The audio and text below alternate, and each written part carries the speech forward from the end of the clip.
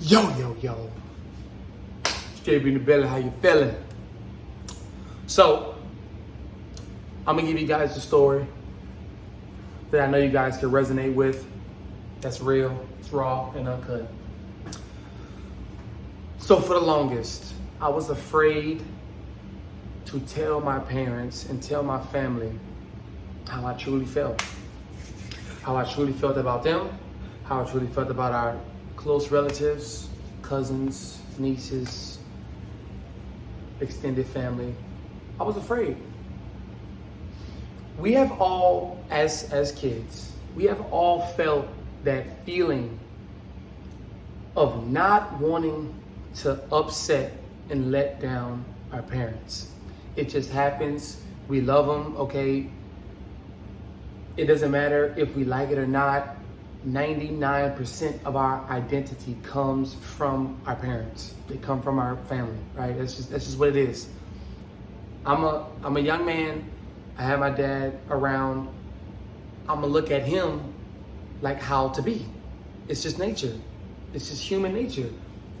A young woman, a young lady, a young girl, she's gonna look to her mother to see how to be until she gets to a certain age where it's like, all right, well, I don't like how she did that. That is not who I am. But why she did that? Because my identity was fixed on her. My intelligence was hooked onto her. She instilled confidence in me, or she didn't. Or he instilled, how to be a man, how to stand up for yourself, how to be confident, how to walk with your chest up, and how to, shake people's hands, look at them in the eyes, right? So our identity comes from our parents, from our family. And we were all scared. We have all been scared to tell them how we truly feel. Why? Because a lot of the times we know it's going to upset them. We know it's going to piss them off. We know it's going to rub them the wrong way. So let me tell you guys a quick story. I was about 17. Just about to graduate high school. Maybe I did graduate high school. I had my Meemaw, which is my mom's mom, my dad, my mom, my little brother, and my dog, and me in the house, okay?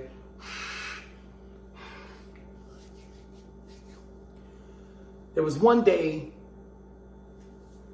they called a family meeting, and we came down to the dining room table and we sat there. They were already there. I was, in my room doing something on my computer or whatever. And that's another side note, us as kids, we just focus so much of, going to our room, being in our room. Why is that? Because the disconnect between our families and us, we're starting to realize and come to our senses that, hold on, I'm not like my family. I might love them.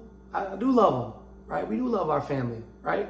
That's why we feel to not hurt them, to not say things that go against the grain, right? To go against the family. But even though this is the truth, we don't want to say that because we don't want to hurt their feelings because we care, we love, right? They call me down. I go downstairs, heart beating fast. Anxious, not nervous, anxious. Because I knew this time was coming, right? We had a lot of family issues and shit, like every family does. I sit down in my normal spot and my mom starts off by saying, so what's going on? Like, what you want to do? Meaning, do you want to go to college? Do you want to do this? Like, tell us now. Pressure that I felt, right? That I felt pressure. And on their end, they would see it as them giving me ample amount of space to feel it out for myself, come to them and talk. Whatever, it's in the past now, but focus on the story.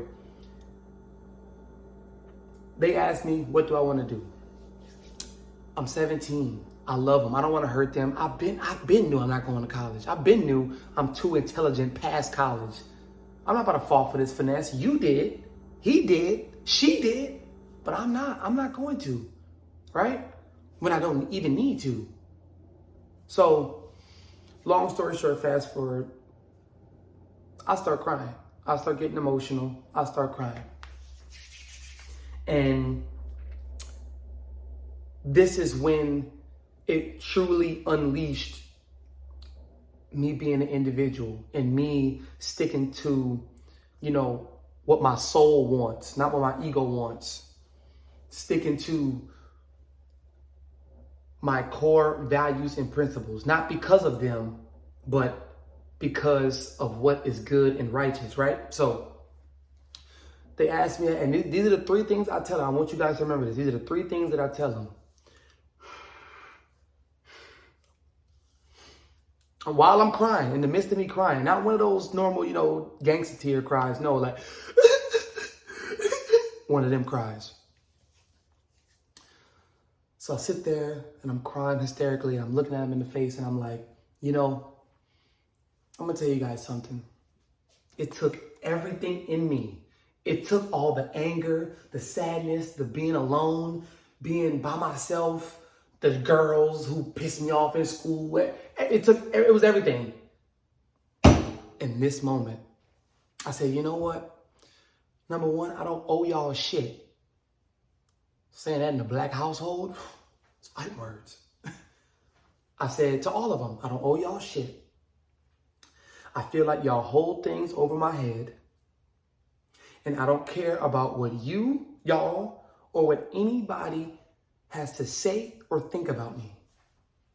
And that was a turning point for everything. That took everything in me to say, but I knew it had to be said. A lot of y'all are scared to make that next step because y'all are scared and afraid to tell that to them. But let me tell you guys something, right? All you guys around the world, let me tell y'all something very valuable. When you help yourself, you help the ones that you love unintentionally. It might not be in 5 years. It might not be in the next year. Don't put a time limit on it, but you will help them.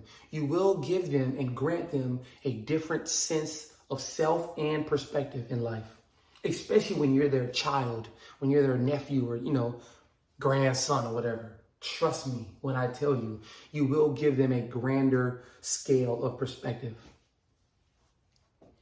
They said to me, who are you? Who is saying this right now? And they were dead ass serious. They were dead ass serious. My dad getting up, he getting all mad, he getting all rowdy. My mom, she pacing around. She started yelling a little bit. In fact, I just sit there, bro. I'm crying. I'm still crying, y'all. I'm taking everything in. But it was a very, very valuable point for me to see in them. What I saw in them, which has never been said, and some things in families, man, it will never be said. And sometimes the best thing to say is nothing at all. But in this instance, what I saw in them was them feeling and knowing what I have felt all along. But when somebody says it, it's different. Especially when their son says it.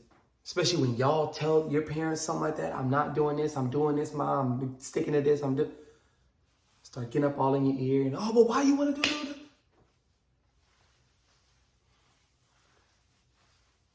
And then when I was 18 and I graduated high school, I had my official spiritual awakening.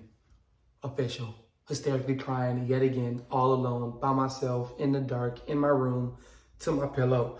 Didn't call nobody, text nobody. And then next thing I know, I'm streaming, I'm making videos, and now I moved out my own crib. I'm 21 years young now.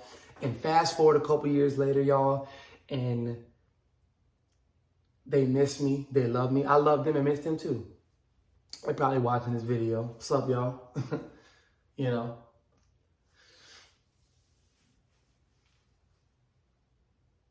I regret nothing. I regret nothing. In the moment, I put them in a complete world of shock.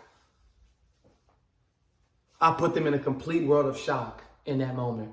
But y'all, taking risks does not only involve yourself, it involves your loved ones. Because you will never fall out with a stranger. You will never get so pissed off by a stranger. It's not going to happen.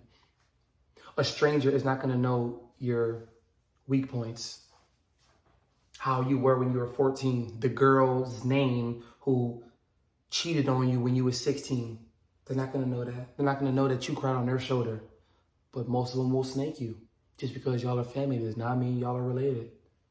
Just because, and it's crazy that they say relatives, but we're not close at all. I don't know you and you don't know me. Stop acting like you do. But now when I get of age and I get taller and, whatever, I'm going to the gym and I'm getting, just making videos and moving out and making money and making moves and everything. Now it's, oh, what's up, JB? What's going on? Give me a call, text me, call me, see me. It's different, right? But that was one of the best decisions I ever made, and it was all from my heart. When you live with your heart, everything else takes care of itself, y'all. Do not live in fear. I know some of y'all might grow to resent your parents, resent your family, but trust me, you have to let go and let life. You have to let go and let life. Because with wisdom, insight, and intellect, that comes with so much responsibility. Because you must sacrifice, and you must do things that take this type of time. Energy comes in the form of all. Energy comes in the form of all. Money is energy. Hugs is energy. Laughs, daps, everything is energy. That's why y'all can feel it right now. I ain't bullshitting, y'all. I ain't bullshitting. So everybody listening, make sure you take this. You take this and you think about it and you marinate on it and you sit on it and you realize this whole entire time, with my lack of, with my family members' lack of, they provided me with what they knew. I cannot victimize a victim. I can't be mad at them. So I need to learn the self, myself. I need to learn me and study me so I can let go. And now I can be around them smiling, happy, love, saying anything. I can say anything around them now, anything, because they want to actually hear what I'm going to say now. Because look at me. Look at me. I had to take that backlash. My whole family, probably still, a lot of them still to this day, does not think I like them. So be it. So be it. I hate nobody. I have nothing but love in my heart. Nothing but love. Even when I say fuck you, it still love you. Even when somebody hates you, they still love you. It's all on the same spectrum. It's just displayed differently. It's just displayed differently. Go check out my video, Love and Hate Are the Same. Infatuation or infatuating. It's crazy, right? I love y'all, man. Y'all are the future. We are the future. Take care of yourself. Just be simple. And yeah, man.